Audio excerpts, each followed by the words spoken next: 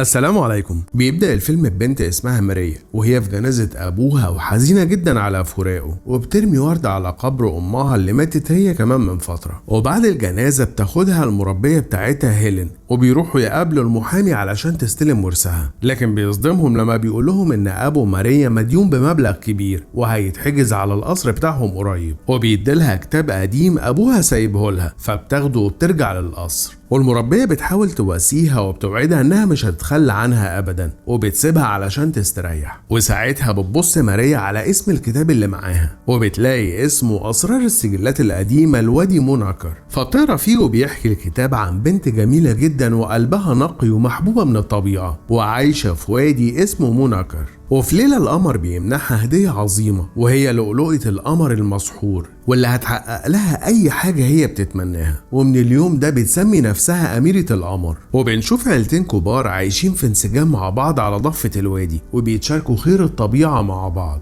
وبيكونوا في حفلة زفاف أميرة القمر بنت قبيلة دنوا على الأمير وولف ابن قبيلة ميري ويذر. وبيهدي أبو الأميرة ويليام دنوا أسد أسود نادر هدية جواز لعريس بنته، وكمان العريس بيهدي للأميرة حصان أسطوري هدية جوازهم. والأميرة بتكون فرحانة وسعيدة جدا وبتقرر توري كل الموجودين لؤلؤ القمر وبتعرفهم قدرته على السحر والخير الكتير اللي هيعيشوا فيه، وإنه كمان ليه قوة فريدة بتقدر تكشف حقيقة قلوب الرجال، وإن لؤلؤة القمر بتحقق الأمنيات سواء خير أو شر. وساعتها ماريا بتقفل الكتاب وما بتكملش قراية، وتاني يوم قبل ما تمشي ماريا من البيت بتودع الخدم بتوعها، وبتصمم المربية بتاعتها انها تروح معاها لبيت عمها في الريف وما تسيبهاش. وطول الطريق هما الاتنين بيبقوا مش متخيلين حياة الريف هتبقى عاملة ازاي. ولما بيوصلوا عند البوابة بيهجم عليهم اتنين وبيحاولوا يخطفوهم، لكن ماريا والمربية بيقدروا يوقعوهم وبيدخلوا بسرعة من البوابة. وبيستقبلهم عمها بنجامين وبتيجي ماريا تسلم عليه بيتجاهلها وما بيسلمش عليها، والمربية بتحكي له عن الشخصين اللي هجموا عليهم لكنه ما بيهتمش بكلامها. وبيدخلوا وهما بيدخلوا وراه وبيعرفهم على الكلب بتاعه اللي اسمه رولف، وبيقول لهم انه شرس لكن بيطمن ماريا انه مش هيقدر يأذيها لانها من قبيلة ميري ويذر. وبيوصلهم لأوضهم، وماريا اوضتها بتكون في اعلى البرج، ولما بتدخل الاوضه بتلاقيها جميله جدا وسقف الاوضه زي السما مليان نجوم. وتاني يوم الصبح بتلاقي جنبها كوبايه لبن وبسكوت، وبتلاقي فستان مخصوص ليها عليه حرف ال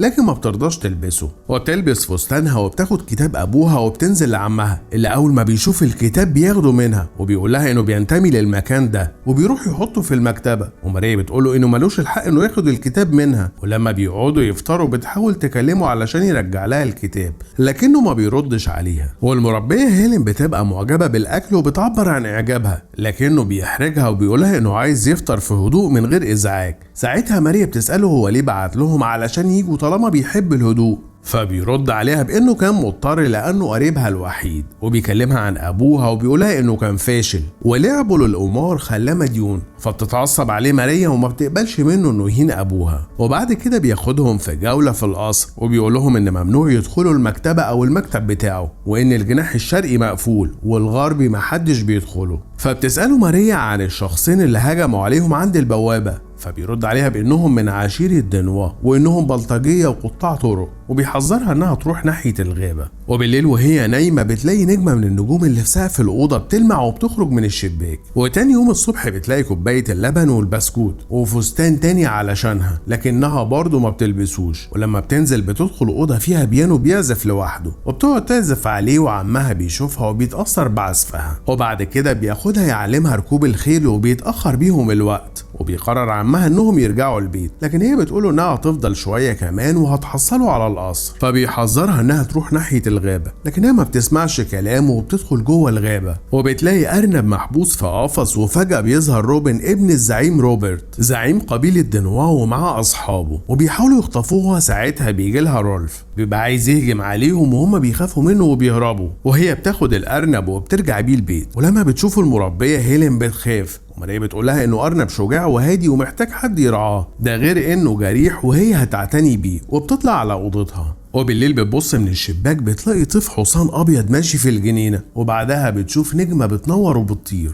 والصبح بتروح لعمها وبتلاقيه بيعزف على البيانو، فبتسأله عن الحاجات الغريبة اللي بتحصل في القصر، فبيحرجها وبيقولها بطل تسأل أسئلة كتير، والدموع بتكون مالية عينيه وحزين وبيسيبها وبيمشي. وبيجي رولف وبيخلي ماريا تروح وراه، وأول ما بيعدي من قدام مراية بتشوفه أسد أسود ضخم، فبتترعب لكن بتفضل ماشية وراه لحد ما بتوصل لباب، وأول ما بتفتحه بتلاقي مطبخ مليان أكل وفطاير وحلويات، وبتقابل سكارلت طباخ القصر، وبيبقى عنده قدرة سحرية إنه يختفي ويظهر من مكان لمكان بسرعة جدا، وبيعرفها إنها من ساعة ما وصلت للقصر وابتدت تقرا في الكتاب السحر بدأ يرجع للمكان، وبيقول لها إنها لو عايزة تفهم وتعرف كل حاجة بتحصل في القصر لازم تكمل قراية الكتاب، وبيعرفها إن عمها شايل الكتاب في المكتبة، وبيديلها طبق فطاير، فبتروح ماريا تدور عليه وتقعد تقراه علشان تعرف باقي القصة وتفهم كل حاجة. وبتكمل قصة أميرة القمر، وبتعرف إن أبوها دنوا وعريسها بيطمعوا في حقد لؤلؤ القمر، وبيكونوا عايزين ياخدوه علشان يحققوا أطماعهم الشخصية،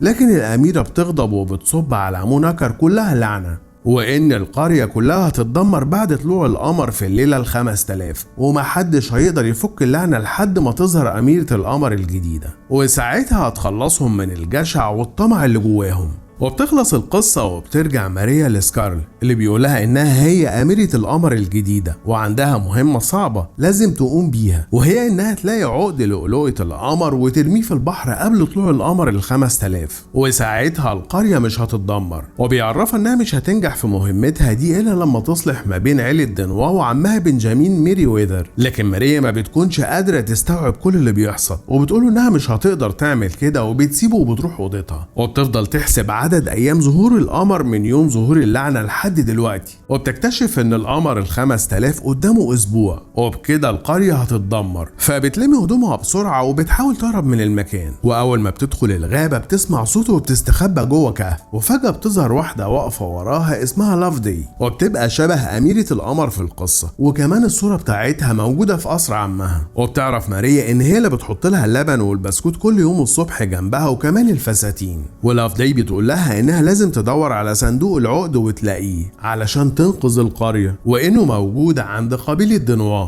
بس من غير مفتاح ومحدش يعرف مكانه. ساعتها بتفتكر ماريا إن المفتاح في الكتاب، فبتروح تاخده وبتقرر انها تروح لمقر قبيلة دنوا مع لافدي علشان تاخد الصندوق منهم، لكن لما بيقربوا من المكان بترفض لافدي تروح معاها، وبتقول لها تكمل لوحدها، وبتسيبها وبتختفي. وماريا بتقدر تدخل جوه المكان، لكن لسوء حظها الزعيم روبرت بيشوفها والحراس بيقبضوا عليها، فبتديهم مفتاح الصندوق علشان يفتحوه، لكن روبرت بيضحك وبيعرفها ان الصندوق مفتوح وفاضي والعقد مش موجود فيه، وانه عند قبيلة ميري ويذر من مئات السنين، وبيأمر الحراس انهم يحبسوها. وبتفضل تدور على مخرج، وبتشوف طفل الحصان الابيض قدامها، فبتجيلها فكره وبتقلع الفستان بتاعها وبتعلقه عند فتحه السقف، وبيشوفوا الحارس وبيفتكرها بتهرب، واول ما بيدخل الزنزانه هي بتخرج من وراه وبتجري، فبيجري وراها هو وبقيه الحراس ومعاهم روبن ابن الزعيم، وبيقدروا يحاصروها لكنها بتقع في الغابه، وبتكمل جري وهم وراها. وفجاه بيظهر رولف وبياخدها للقصر، ولما بيشوفها عمها بيعرف انها جايه من الغابه، فبيتعصب عليها لانها ما سمعتش كلامه، وان قبيله دنوا كانوا ممكن يقتلوها، فبتضايق من طريقه كلام عمها ليها وبتطلع اوضتها. وتاني يوم الصبح بتقوم وبتلاقي لافدي قدامها، وماريا بتلومها وبتقول لها ازاي تسيبها في الغابه لوحدها، ولافدي بتقول لها انها جايه تطمن عليها وتعتذر لها على تصرفها معاها في الغابه، وجايبه لها فستان جميل لونه احمر يناسب اميره القمر الجديده. ولما بينزلوا علشان يخرجوا من القصر بتشوف لافدي البيانو وبتقعد تعزف عليه، وماريا بتعزف معاها، لكن بتلاحظ في المرايه ذكرى لافدي مع عمها بين وهما بيرقصوا مع بعض، وبتعترف له انها بنت الزعيم روبرت زعيم قبيله دنوا، لكنها خلفت اوامرهم وفضلت معاه علشان بتحبه. فبيتصدم بينه وبيفتكر انها طول الوقت بتخدعه، وبيقرر انه يقطع علاقته بيها بكل قسوه. فبتروح ماريا لافدي وبتقول لها ان عمها لسه بيحبها، وان صورتها لسه موجوده عنده، وان كل اللي هم محتاجينه انهم يتنازلوا عن كبريائهم ويعتذروا لبعض علشان ترجع علاقتهم من تاني. ولما بتطلع اوضتها بتلاقي واحد من الخدم بيشيل لوحه اميره القمر، فبتمنعه لانها بتشوف الاميره جوه اللوحه وهي بتوجهها لمكان العقد عند شجره جوه الغابه. فبتروح بسرعه تنده المربيه وسكارل علشان تتاكد من اللي شايفاه،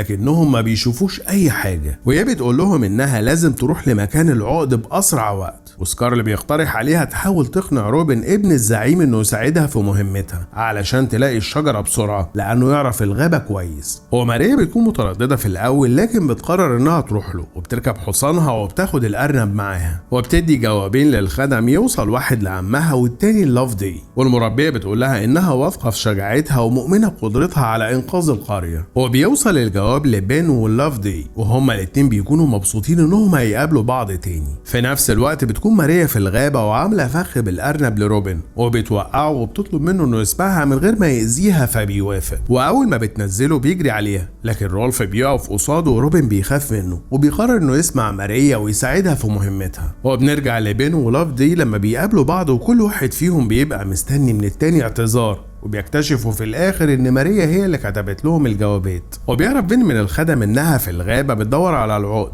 فبيخاف عليها جدا، وبيقرروا كلهم يروحوا يدوروا عليها ويساعدوها قبل ما روبرت زعيم قبيلة دنواي يقتلها. وبنرجع لماريا وهي ماشية مع روبن ومعاهم رولف، وبيدوروا على مكان الشجرة، وفجأة بيظهر واحد من حراس الزعيم وبيمسك روبن وبيخبيه من غير ما ماريا تشوفه، وكمان بينصبوا فخ رولف وبيوقعوه في حفرة. وبيجي روبرت الابن وبيعرفوا انه خاين زي اخته لاف دي، وانه هينتقم منهم كلهم. وبتكون ماريا في الوقت ده بتدور على روبن، وبتشوف طفل الحصان الابيض وبتروح وراه لحد ما بيوصلها لمكان الشجرة، لكن بيظهر لها روبرت من ورا الشجرة وبيقبض عليها، وبيهددها انه يخلص عليها لو ما قالتلوش على مكان العقد. في اللحظة دي بيقدر رولف يخرج من الحفرة وبيروح ينقذ روبن من الحراس، لكن بيضربوه بالنار في رجليه. وروبن بيهرب منهم وبيروح ينقذ ماريا من والده، وبسرعة بيدخلوا جوه الشجرة وبيلاقوه بيت صغير تحت الارض. وبتشوف ماريا العقد على تمثال اميرة القمر وبتاخده، والحراس بيعرفوا مكانهم وبيدخلوا وراهم، لكن بتقدر ماريا وروبن يهربوا من فتحة في الحيطة بتوصلهم لنفق، وبتفضل ماشية ورا طيف الحصان علشان يوري لهم طريق الخروج. ولما الحراس بيدخلوا البيت الصغير ما بيلاقوش حد، وبنشوف الزعيم روبرت واقف في المكان القديم على ضفة الوادي وباصص للقمر وهو قريب جدا من الارض. وبيوصل بين والخادم بتاعه وسكارل وبيتصدموا من قرب القمر وانه على وشك تدمير القرية. وبين بيتخانق مع روبرت وبيسأله على ماريا. في اللحظة دي بتوصل ماريا وروبن وبتحاول تمنعهم انهم يتقاتلوا، وبتعرفهم ان العقد معاها وبترفض انها تديه روبرت. وبين بيقوله ان العقد ده ما جابلهمش غير الشر والحزن والدمار للقرية، لكن ماريا بتعترض على كلام عمها وبتقوله ان الطمع في قلوبهم هو سبب الحزن والشر. ساعتها بتيجي لاف دي وبتحاول تصلح بين ابوها وبين، وبرضه كبريائهم بيمنعهم، فبتروح ماريا بنفسها وبترمي العقد في البحر علشان اللعنة تختفي، لكنه بيرجع لها تاني، فبتقطع العقد وبترمي حبات اللؤلؤ، لكن برضه بترجع لها للمرة التانية وبتلزق في فستانها، فبتقرر انها تنط بنفسها وبتشيل اللؤلؤ من على فستانها. ساعتها اللعنة بتتفك عن القرية وبيظهروا مجموعة من الخيول بتجري في اتجاههم، وبيظهر الخيل الابيض الاسطوري وبيطلع ماريا من المية، ولما بتفوق بيحضنها عمها، والكلب رولف بيرجع اسد تاني. ولاف دي بتحضن ماريا وبتقول لها انها اميرة القمر الحقيقية، وبيدخل عليهم الاسد وماريا بتقول لهم انه رولف. وبين بيعتذر للاف دي وبيطلب ايدها للجواز، وفجأة بيظهر حارس روبرت وبيبقى عايز يقتل ماريا، فبتيجي المربية وبتفضل تضرب فيه وبتوقعه، وبتجري عليها ماريا وبتحضنها، والكل بيكون سعيد ان اللعنة انتهت. لو عجبكم الفيديو يا ريت تشتركوا معانا في القناة وتفعلوا جرس التنبيهات، وتعملوا لايك وشير للفيديو، وتكتبوا لنا في التعليقات عن اي مسلسلات او افلام حابين ان احنا نلخصها لكم الفترة اللي جاية.